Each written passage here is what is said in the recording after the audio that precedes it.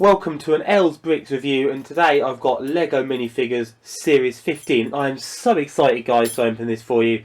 And I'm going to be showing you the minifigures inside the box. I'm going to be building them up, showing you the accessories, showing you the minifigures, and reviewing them all for you, and seeing as well how many you get in the box, because I always find that interesting.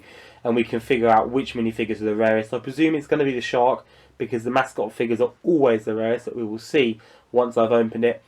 Just before I begin and start building them, the Queen looks like a fantastic minifigure, and I hope I get a few of them, because I've got a few kings and I really want them to go to the Series 13 King. The Skunk Catcher, she looks like an awesome minifigure as well, especially that skunk, which you've never had a skunk before, so that's brilliant. It came to £150, roughly $218 US. So I'm going to get this open, I'm going to get these built, and I'm going to speed it up for you guys so you can see exactly what's in the Lego Minifigures Series 15 box.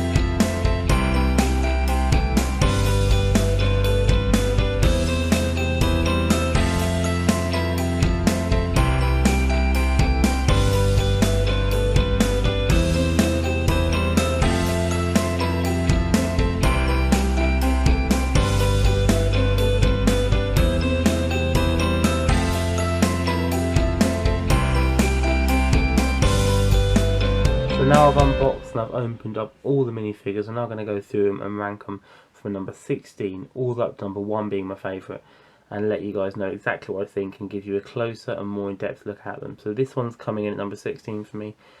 It's a fairly boring minifigure. I do like the printing on the torso and on the tummy, but the face doesn't really do it for me. There's no alternate face, there's no printing on the back. I don't mind the flute piece, but not an accessory I really want. And it's just not much to this figure at all, sadly, so it's definitely going to come in at number 16 for me. At number 15 is the Jewel Thief. This is definitely one of those minifigures that to me just screams out filler, and it's just there to make up the numbers. This is the kind of minifigure that you might see in a Lego City set, albeit not as detailed, but again, if you turn it around, there's absolutely nothing on the back whatsoever. There's no alternate face. It's just a fairly boring and plain minifigure. It does come with 3 accessories though, which is the most out of any minifigure in the set.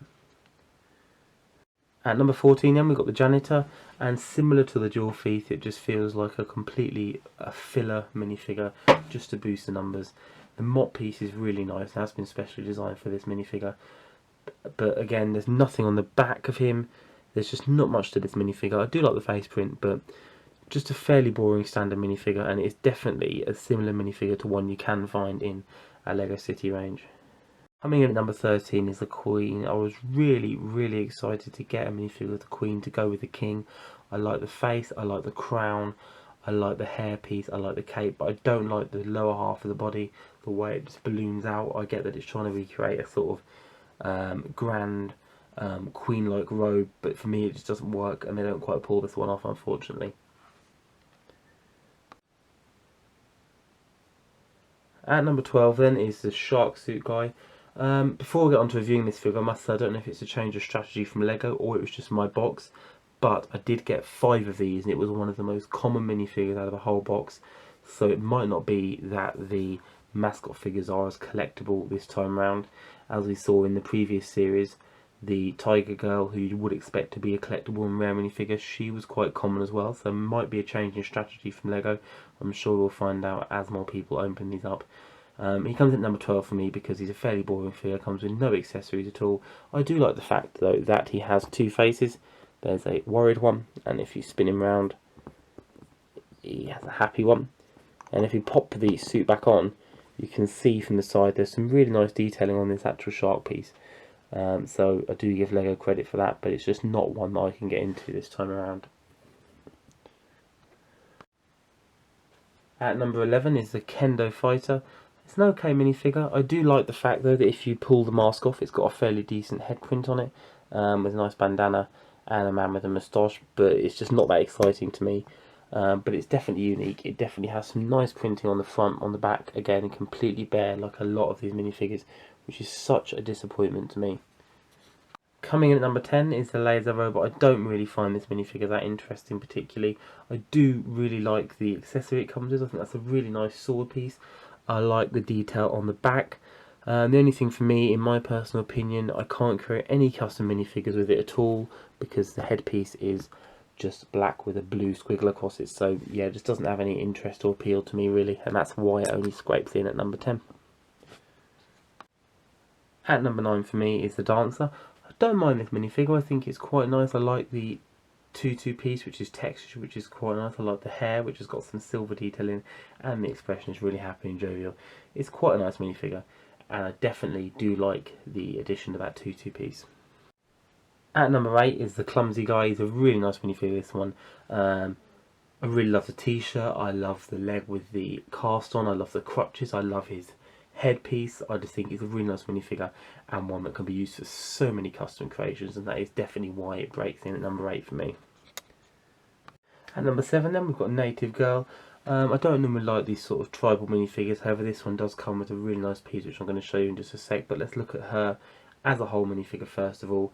I love the feathers in the hair, I love the headpiece itself, I like the hair. There's so much detail, so much fine, really nice printing on the torso, and that can be used for so many different purposes. If we spin this around though, and I'll show you exactly why this will become such a collectible minifigure, and it is this little infant tucked away on the back there. Really nice piece, that one. It's going to become very collectible, and I expect to see a lot of them showing up on eBay, which is lucky then that this is common because there were 4 of these in my box. So as you can see, just missing out, and sadly for the Sky Warrior, he is at number 6. He just misses out on the top 5. I still think though it's a really nice minifigure. I love the gold detailing, I love the wings, I love the sword. I just think it's a really nice minifigure, and for me it would have, any normal minifigure range would have been in the top 5, but there are some really nice minifigures with really nice accessories coming up. Let's have a quick look at it from behind, and again the gold theme just continues with those big wings, and it looks really grand and nice from the back as well. At number 5 we have this knight. I really like this minifigure, such detail. As you can see, he's got a weapon which is detailed with spikes on it. He's got a really nice sword with a bear on it, a logo I've not seen used in Lego before, so that's a really nice one. He's even got little spikes here on the shoulder pads, and I also really like the face. He does look extremely angry. And if I just pop his hat back on there, when he's in full armour, fantastic. I love as well this green piece here. And if we turn him round, he's actually green from behind, so I love the way as well it continues around the back. Really nice to see some added torso printing on the back, and also multicolour legs. He's got the grey on the bottom and the green on the top half of the legs. At number 4 for me is definitely the Farmer, and I already know a lot of you guys aren't going to agree with me, because I remember when this series was announced, a lot of people on the online forums and within the LEGO community were moaning about the Farmer, saying, you know, it's just a filler. But I really like it. You know, you don't get many farmers. Last time Lego City produced any farming sort of range was a while ago, so it's nice to get a farmer. The pitchfork's really detailed, the minifigure itself is really detailed, and the pig I really like. I love the way this pig has got those brown spots on it. It's just a really nicely done, nicely detailed pig. And let's just spin this farmer around there for you all to have a look at. And that's the Farmer then, and he's at number 4. At number 3 then, and in bronze position, and as you can see, he's already got his trophy. This is a wrestler figure, and the first thing I thought of when I saw him was the Ultimate Warrior. He sadly passed away a few years ago, but to me this looks just like the Ultimate Warrior. Not sure if it was intentional or not, but I think it must be, because he's even got the Intercontinental belt, which the Ultimate Warrior was famous for wearing. Lovely trophy piece. If we spin him round, the printing continues all the way around. He's got that amazing mullet, just such a throwback to 80s wrestling. A really, really, really nice figure, and some wonderful detail on there. Definitely makes my top 3. Coming in at number 2 then is the Skunk Catcher. The minifigure itself is average. I don't really like the actual minifigure itself, but the net is really, really nice, and so is the skunk. The skunk figurine is just a really, really great skunk. Nice to see a skunk in Lego form. If we turn this minifigure around, there is actually some detail on the arm there with the badge. Not much else to say about the minifigure herself, but the skunk and the net are fantastic, and two things which I'll definitely be using in the Lego City, or you know, for any kind of custom build. It's a really, really nice figure. So I know a lot of you guys are going to disagree with me, but my number 1 pick is the astronaut. I really like anything to do with space. I like the space logo, I like the space theme, I like spacemen in general. So for me, I had to give the astronaut number 1, but there were so many great minifigures in the range, I could barely choose. But I think the astronaut's a really nice figure. I like the flag, I like the gold piece across the visor, and I think it was just a phenomenal, really, really well done astronaut figure.